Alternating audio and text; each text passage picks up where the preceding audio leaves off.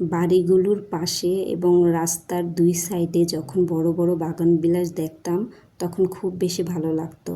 আর ভাবতাম ছোট বাগানবিলাস কি ব্যালকনিতে ভালো লাগবে। আমার এই ধারণাটা একেবারেই ভুল প্রমাণ করে দিয়েছে। এই পিঙ্ক কালার বাগানবিলাসটা যখন আমি এনেছি তখন একেবারে ছোট্ট একটা চারা এনেছিলাম। এটা কি ফুল হবে তখন আমি জানতাম না।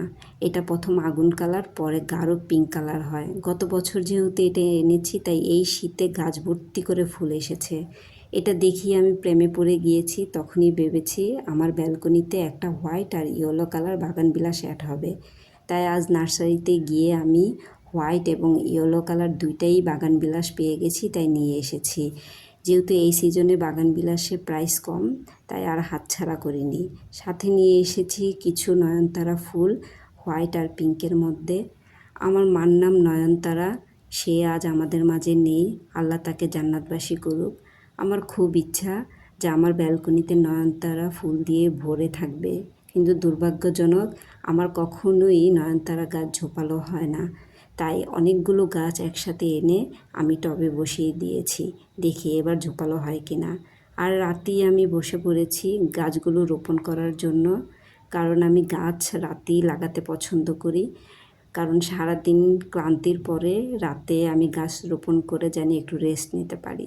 সকালে যদি আমি গাছ লাগাই তাহলে দেখা গেছে আদার্স কাজ থাকে, তখন আর শরীর পেরে ওঠে না, তখন খুব ক্লান্ত লাগে। তাই আমি রাতেই গাছ লাগাতে পছন্দ করি, বিশেষ করে বড় গাছগুলো। আর এই হোয়াইট গাছটা অনেক বেশি বড় ছিল মাশাল্লাহ, যা আমি টবে রাখতে পারছিলাম না। তখন আমার হাজব্যান্ডকে বললাম তুমি একটু হেল্প করে দাও, টবে বসিয়ে দাও। অনেক যুদ্ধ করা হচ্ছিল কারণ গাছটা অনেক ভারী ছিল। পরে আমার হাজব্যান্ড টবে বসিয়ে দিয়েছে।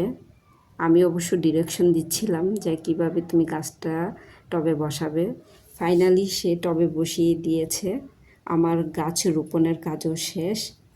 আর এইটা হলো সকালের দৃশ্য। কত সুন্দর লাগছে নয়নতারাগুলো। আর সাদা বাগানবিলাসগুলো যেগুলো কলি ছিল সেগুলো ফুটে উঠেছে, এত সুন্দর লাগছিল। ইয়েলো কালারটাও খুব সুন্দর ফুটেছে, আর পিঙ্ক কালারটা তো আছেই। আর আমি টবগুলোতে কিছু রঙের কাজ করে দিয়েছি, আর্ট করে দিয়েছি, সেটা রাতেই করে দিয়েছিলাম। আমি বর্ষাকালে মাটির টব দিতে চাচ্ছি না, কারণ এটা স্যাঁতস্যাঁতে হয়ে যায় ভিজে গেলে, তাই প্লাস্টিকের টব ইউজ করেছি। তাই একটু জানি ভালো দেখা যায়, তাই কিছু আঁকিঝুঁকি করে দিয়েছি। এত সুন্দর লাগছিল। আর নয়নতারা ফুলগুলো দেখে তো আমার আরও ভালো লাগছিল।